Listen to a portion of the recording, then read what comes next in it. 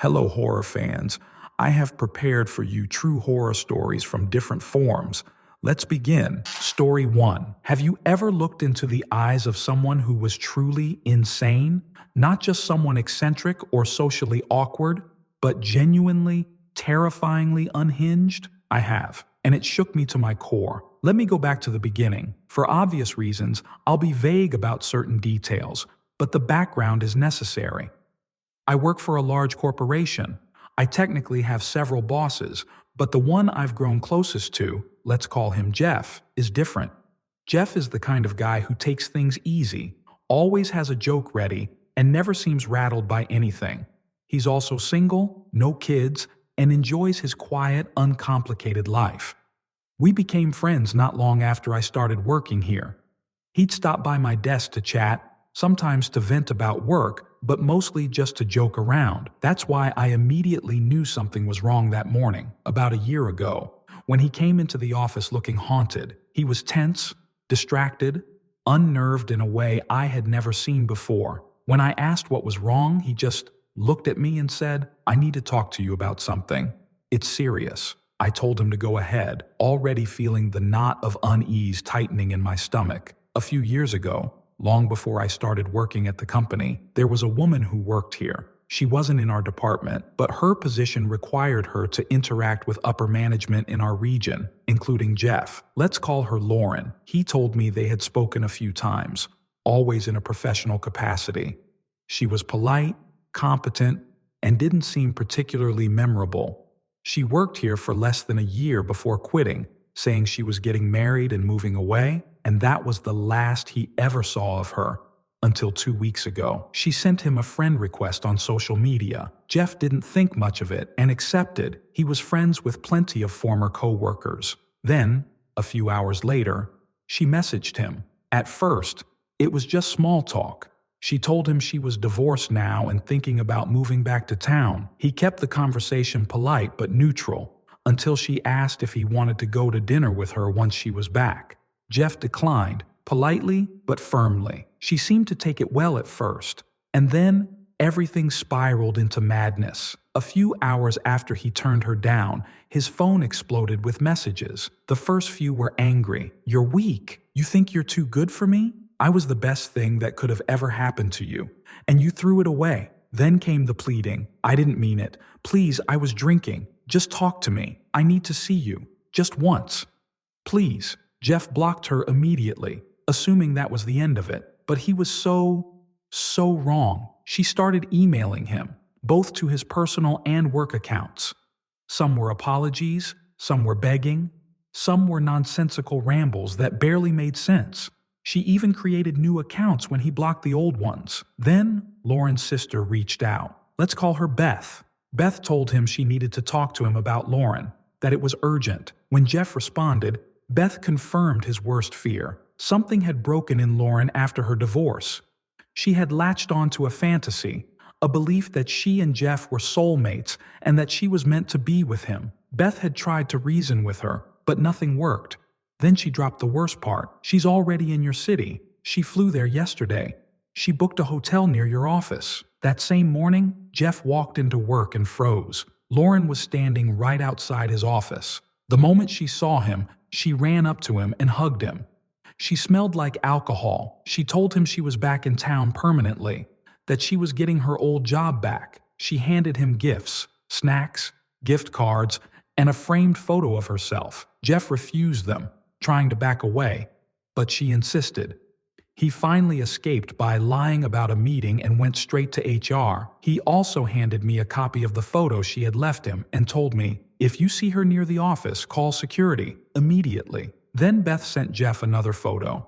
Lauren had sent it to her. In the picture, Lauren was dressed like a man. "I'm wearing a disguise so I can watch him.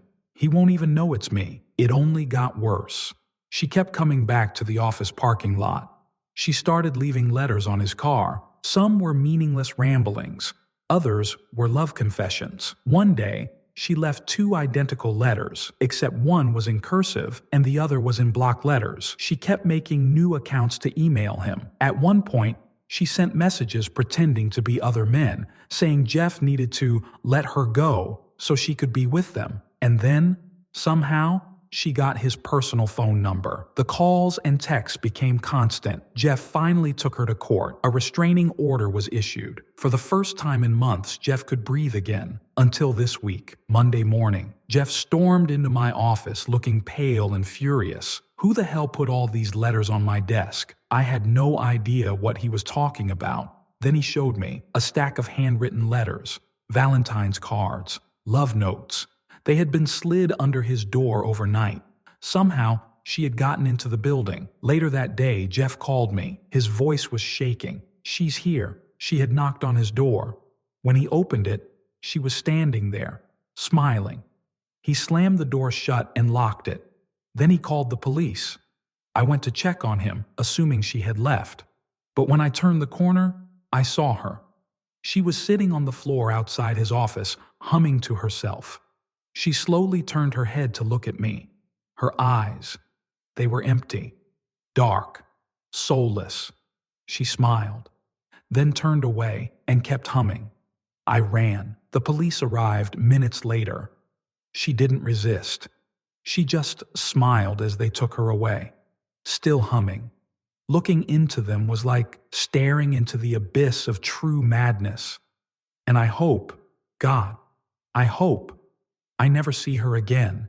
Story 2. I saw a post about men on bridges, and it reminded me of something that happened to me and my friend about 5 years ago. Something that, to this day, neither of us can explain. It was supposed to be a simple weekend, a few drinks, some parties, and a chance to catch up with an old friend. He had moved to USC, University of South Carolina, for college, and I was visiting him for a couple of days. That night, after a long day of drinking and bouncing between different house parties, we decided to wind down, just the two of us. We figured we'd take a walk to a nearby park, find a quiet bench by the river, and smoke a joint under the stars. The kind of night that makes you feel like you're on top of the world. It was around 9 or 10 p.m. when we left his apartment. The streets were mostly empty, and the air was cool but not unpleasant. The city buzzed faintly in the background, but out there, near the river, it was peaceful, or at least it should have been. By the time we reached the park, it was almost deserted. Just the occasional jogger or dog walker. We made our way toward the riverbank, where the dim glow of streetlights barely reached. We spotted a bench, perfect, but there was already a couple sitting there, talking in hushed voices. Not wanting to intrude, we kept walking. That's when my friend turned to me and said, "Hey, if we go a little further, there's a bridge. We can smoke there. The view of the river is awesome." He was talking about an old, rusted-out railway bridge that stretched across the water. If you're familiar with the area, you know the one. It wasn't exactly safe, but people still went there all the time, especially at night. We made our way down the path, and soon enough, the bridge came into view. The steel beams loomed above us, rusted and worn from decades of exposure. The wooden planks creaked under our weight as we stepped onto the tracks. We walked about 30 feet in, just far enough that we'd have time to run if a train came. There wasn't much space to stand if one did. No railings, no ledges, just a sheer drop into the river below. It was quiet. Too quiet. The kind of silence that makes you hyper-aware of every breath, every rustle of fabric, every tiny sound that shouldn't be there. We started rolling the joint, hands steady despite the eerie stillness around us. But just as we finished, we noticed a light in the distance. At first, we thought it might be a train, but something was off. The light wasn't coming from the direction it should have been, and it was moving strangely, swaying slightly, as if being carried. Our first thought was a park ranger. Maybe we weren't supposed to be up here. Instinctively, we hid the joint under one of the wooden planks. But as the light got closer, we realized it wasn't a ranger. It was a man. He was walking straight down the middle of the tracks toward us. His posture was rigid, his steps slow but deliberate. He was holding an old dead lantern, the kind with a handle and a glass enclosure. It wasn't emitting any real light, just reflecting the moonlight in odd flickering patterns. He was dressed in layers of ragged clothing, torn jackets, a tattered gray blanket draped over his shoulders. The best way I can describe him is, you know the homeless guy from the Polar Express? The one who rides on top of the train? He looked like that. As he got closer, my friend and I exchanged uneasy glances. We weren't scared, not yet, but something about him felt wrong. He stopped about 10 feet away from us. I cleared my throat, trying to act casual. "Hey man, what's up?" The man didn't respond. He just kept walking. But as he passed us, he did something that sent a shiver crawling down my spine. He turned his head slowly, like a puppet on rusted strings, and smiled. Not a friendly smile. Not even a creepy, mischievous grin. It was a smile that didn't belong on a living person. It was stretched too wide, his lips cracked and dry. His eyes, God, his eyes, were completely black in the low light, reflecting only the faintest glint of the moon. Then, he kept walking. We stood there, frozen, watching as he moved further down the bridge. Neither of us spoke. We just waited, listening to the soft crunch of gravel beneath his boots. Then, his lantern went out, and we heard him start running. Not a normal run, not a panicked run. It was fast, too fast. The sound of his footsteps faded unnaturally quickly, like he was covering impossible distances in seconds. Then, before we could even process what was happening, a real light appeared from the other end of the bridge. This time, it was definitely a train. My friend and I barely had time to react. We grabbed the joint and our lighter and sprinted off the tracks, jumping down onto the gravel as the train roared past. We looked back, expecting to see the man, but he was gone. There was nowhere for him to go.